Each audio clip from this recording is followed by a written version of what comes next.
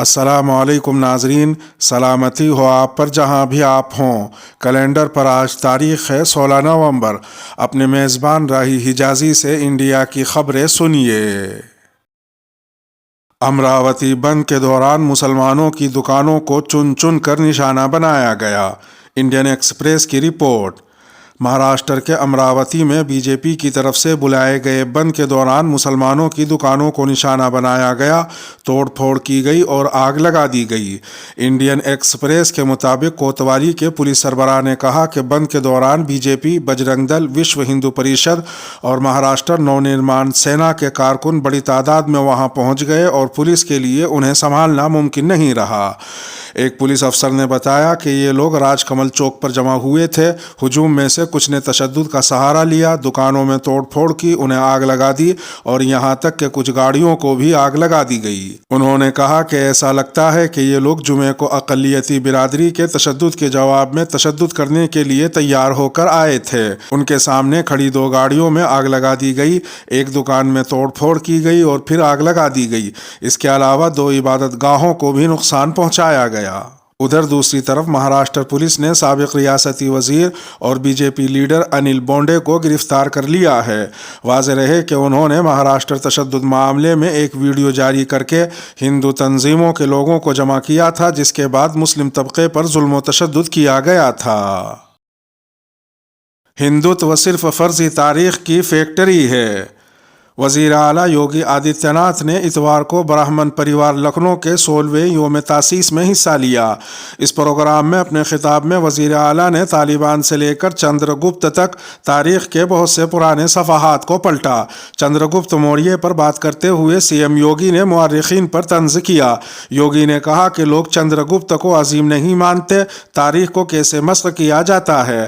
ہماری تاریخ چندر گپت موریہ کو عظیم نہیں مانتی، انہوں نے تو اس شخص کو عظیم بتا دیا ہے جو چندر گپت سے جنگ ہار گیا تھا، سکندر، انہیں سکندر اعظم کہا جاتا ہے۔ یوگی آدتیہ ناتھ نے مزید کہا کہ ملک کے ساتھ یہ بڑا دھوکہ ہوا ہے، لیکن ہمارے مورخ خاموش بیٹھے ہیں اور سچ نہیں بتا رہے ہیں۔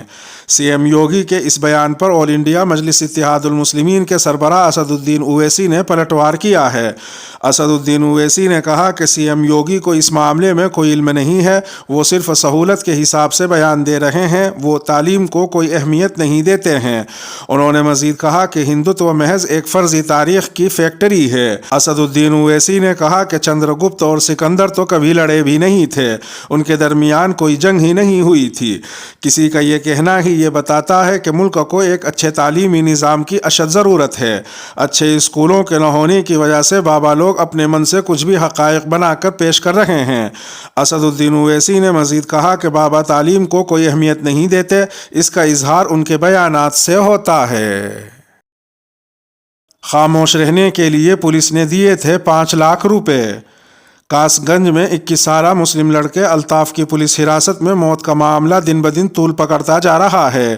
یہ الزام لگانے کے بعد کہ اسے مقامی پولیس کو کلین چٹ دینے کے لیے مجبور کیا گیا تھا، محلوق کے والد چاند میاں نے اب دعویٰ کیا ہے کہ پولیس اہلکاروں نے اسے کاغذ پر اپنا انگوٹھا لگانے کے لیے مجبور کیا اور اس مسئلے پر خاموش رہنے کے لیے 5 لاکھ روپے نقد دیے تھے، جبکہ پولیس سپرنٹینڈنٹ بوترے روہن پرمود نے اس طرح کے الزام سے انکار کیا ہے۔ الطاف کے والد چاند میاں نے دعویٰ کیا کہ پولیس اہلکاروں نے انہیں بتایا کہ پیسہ حکومت کی جانب سے ہے۔ انہوں نے مزید کہا کہ ان سے اس معاملے کو آگے نہ بڑھانے کے لیے بھی کہا گیا تھا۔ انہوں نے یہ بھی دعویٰ کیا کہ گوراہا پولیس چوکی پر پولیس اور انتظامیہ کے سینئر افسران کی موجودگی میں انہیں 500 روپے کے نوٹوں کے بنڈلوں میں نقدی مہیا کرائی گئی تھی۔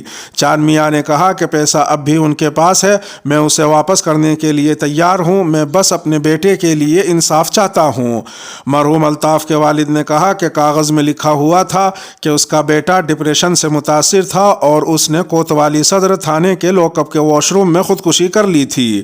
انہوں نے کہا کہ ان کے رشتہ داروں کو بھی اس معاملے کے بارے میں میڈیا سے بات نہ کرنے اور لاش کو خاموشی سے دفن کرنے کی تنبیہ کی گئی تھی۔ شرپسندوں نے سلمان خورشید کے گھر کو آگ لگا دی۔ نینی تال میں کانگریس کے سینئر لیڈر سلمان خورشید کے گھر میں پیر کو کچھ لوگوں نے توڑ پھوڑ کی اور آگ لگا دی۔ کانگریس لیڈر سلمان خورشید نے اس واقعے کی تصاویر فیس بک پر شیئر کی ہیں۔ اس میں لمبے لمبے شعلے، جلے ہوئے دروازے اور ٹوٹے ہوئے شیشے نظر آ رہے ہیں۔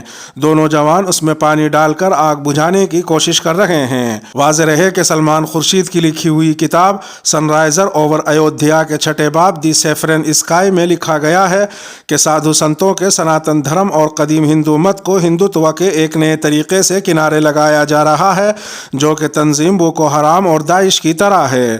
سلمان خورشید کی یہ کتاب حال ہی میں ریلیز ہوئی ہے۔ سوشل میڈیا پر لوگوں نے آگزنی کے اس حالیہ واقعے پر غصے کا اظہار کیا ہے۔ وملا کوٹھیا نامی صارف نے لکھا کہ جن لوگوں نے ایسا کیا ان لوگوں نے سلمان خورشید کی کتاب میں لکھی باتوں کو ثابت کر دیا ہے۔ کیجریوال لاک ڈاؤن لگانے کو تیار، حلف نامے میں رکھی شرط۔ دہلی حکومت نے سپریم کورٹ سے کہا ہے کہ وہ فضائی آلودگی کی روک تھام کے لیے مکمل لاک ڈاؤن جیسے قدم اٹھانے کے لیے تیار ہے، حالانکہ اس کے ساتھ ہی اس نے کہا کہ اس کا اثر محدود ہی ہوگا۔ اروند کیجریوال حکومت نے اپنے حلف نامے میں کہا ہے کہ دہلی کے ساتھ ساتھ ان پڑوسی علاقوں میں بھی لاک ڈاؤن کی ضرورت ہے جو NCR کے تحت آتے ہیں۔ کیجریوال حکومت نے اپنے حلف نامے میں کہا کہ دہلی حکومت مقامی اخراج کو کنٹرول کرنے کے لیے مکمل لاک ڈاؤن جیسے اقدامات اٹھانے کے لیے تیار ہے، حالانکہ ایسا قدم تبھی بااثر ہوگا جب اسے پڑوسی ریاستوں کے NCR میں نافذ کیا جاتا ہے۔ دہلی کے کمپیکٹ سائز کو دیکھتے ہوئے لاک ڈاؤن کا ہندوستانی فضائیے پر محدود اثر ہوگا۔ دہلی کی عام آدمی پارٹی حکومت نے کہا کہ اگر ہندوستانی حکومت یا قومی راجدھانی علاقہ اور آس پاس کے علاقوں میں ایئر کوالٹی مینجمنٹ کمیشن کے ذریعے پورے NCR علاقوں کے لیے یہ لازمی کیا جاتا ہے تو ہم اس اقدام پر غور کرنے کے لیے تیار ہیں۔